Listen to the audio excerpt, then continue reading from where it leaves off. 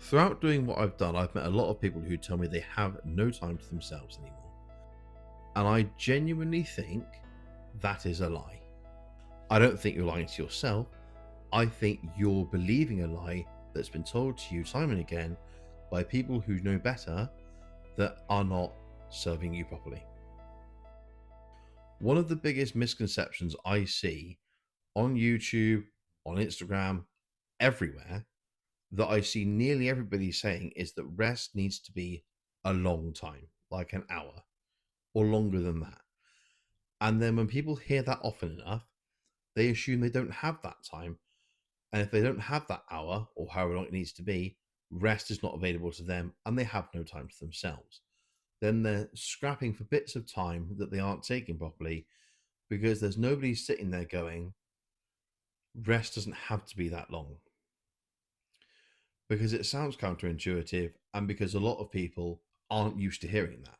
So today I'm going to buck that trend and tell you how small resets are available, why they're easier to achieve, and the benefits you can get from them can start happening sooner, and offer you a free piece of value that you can take away from this video and keep with you for as long as you want.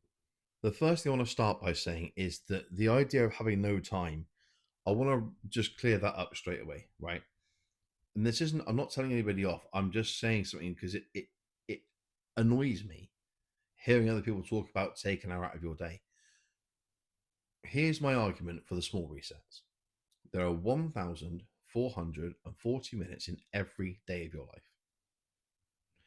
If you're saying you have no time to yourself, not even 5 minutes, what you're saying is the people around me who depend on me or the responsibilities that I have to manage every day cannot survive on 1,435 minutes of the 1,440 minutes I have every day.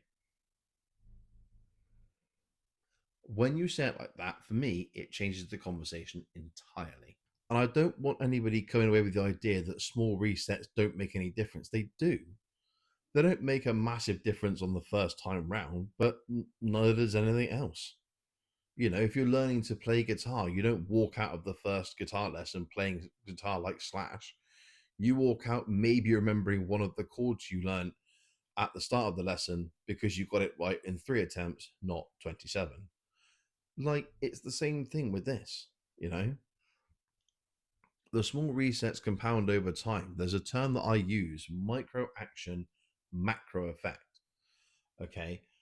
And I think it's so important to remember that. As so many people out there are looking for some quick hack, some cheap idea, some 10 tips to calm that gets them to where they want to be straight away.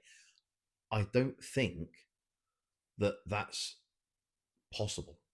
It certainly, in what I've seen, in the people I've known and the experience I've had myself, that's not possible. The other thing I think isn't possible is the idea of staying calm all the time. This is another one that it just winds me up because people will sell you the idea of being calm all the time. But, and I really want people to hear this, staying calm all the time is impossible. Not difficult, not can be done, but it's, hard work. Impossible, right? If you want any proof of this, look around you and think of the person you know, right, who is the calmest person you know. They're the sort of person that you want to be like in terms of how to stay calm. They're not calm all the time. They're not calm all the time. They might be calm a lot of the time, but not all the time, right? So if they're not calm all the time, why should you be? It's not possible. And if you aim for something that's impossible, you're always going to fail and you're going to beat yourself up for it. The small resets work because they fit into your day. They work because they don't ask you for any time you haven't got, and they don't ask you to learn a new skill or be a different person in that time. Take a really basic, simple example. Something that nearly everybody watching this video does or has done before now. Driving to or from work or school or the shops or any of that kind of thing, right? Commuting generally. If you have a commute that's part of your day or your week that you know is consistently going to be there, that's your first big reset you can take straight away. Instead of thinking ahead to what you're going to do at work, how work's been, whether the kids play up this morning, what they're going to be like when they get out of school, whatever it is, take out your phone before you start, put a headphone in if you can, and put on some music you like, or a podcast you listen to, or an audiobook you like, or one of these things. Simply because, number one, it's things you already like. You're not having to do anything new here. You're just bringing something you like into the room with you or into that commute with you. So it feels more like time to yourself. Number two, because it's something you already like doing, your nervous system is naturally going to be more likely to accept it. So it's like, oh, we like this. This is cool. It makes the idea of a reset easier for your body to be okay with. Let's take another really easy one for a second, right? Doing dishes. We've all done dishes, whether that's at home or in the office at work or whatever it might be. And normally it's like you'll just do them staring at the wall or looking down into the sink, quietly thinking about what you got to do next or what you've just done or, stress at home, whatever it might be. Okay. If you take your phone in with you, right, and you put on a bit of an episode of something, if you can put your phone somewhere out the way that you can still see it from, put on a bit of a YouTube video or a podcast or an episode of something like on BBC iPlayer, whatever it is, yeah. I know it's sharing that time between the reset and the responsibility, but at the end of the day, that's surely got to be better than just spending all of it on the responsibility, hasn't it? And then when you do get that time to yourself, you might be halfway through or 10 minutes into like an old episode of Top Gear or an old episode of Scrubs or like whatever it might be, right? And so then when you get your next 5 minutes, whether you're like making a hot drink or waiting for the kids to come out of school, you get to work early, you maybe spend 5 minutes before you leave, right?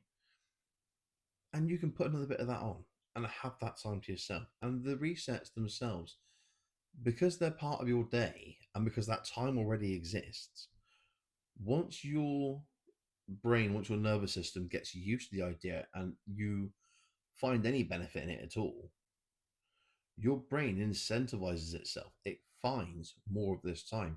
When I say finds, that's a bit of a, there's not the right way of putting it. It just sees it for what it is. It's not finding time that doesn't exist. It's realizing time that's already there. That's the key difference here. I'm not asking, and nor is this method asking you for something you haven't got, either time or money or effort. It's literally take things you already like, drop them into your day. You'll be surprised how many resets you find. I'm not saying if you started this today that by the end of next week you'll feel better, right? That you'll have some kind of massive overnight improvement, right? What I'm saying is, if you start committing to these resets today, by the end of next week, you'll know where more of them are.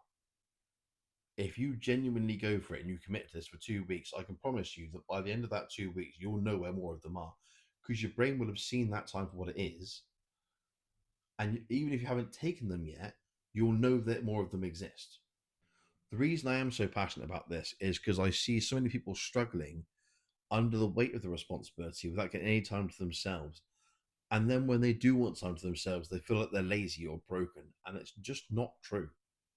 That's why I make these PDFs and why I'm giving it away for free, because I don't feel people should have to go without that time to themselves. If you want the PDF, it's linked below. I encourage you to take it for two very good reasons. Number one, it's free. I know I've said that already, but how many things do you get that could genuinely improve your life that are just free nowadays? I don't think of anything that I just get for free that's going to help me, right? Number two is this: the PDF is sent out via email, right? And there is an email sign up in progress, but part of that is that you don't get weekly 8 pages of guff and life updates from me because frankly my life's not very interesting, and if it's going to bore you, then why would I send it? The other thing is, once you've got that, you can reach out to me directly. If you've got a question about the video or a previous video, maybe you've gone back and watched another one, whatever it might be, or the PDF itself, and you're like, if only I could ask, just reach out. It's not a no reply email. You're welcome to get in contact with me, and it costs you nothing. Right now, my time is free.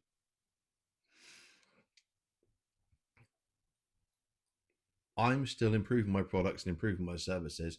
So right now, my time is free, right? Because I want to be able to be as available as possible for all of you. And right now, that availability doesn't come with a charge, right? So take advantage of it. Yeah. Reach out if you've got a question. Reach out if you want to know more. Whatever you go away thinking, I really hope this video has helped you. And if it has, this video has done its job. Until the next one, my name has been Daniel Mottram, and I can't wait to catch up with you in the next video.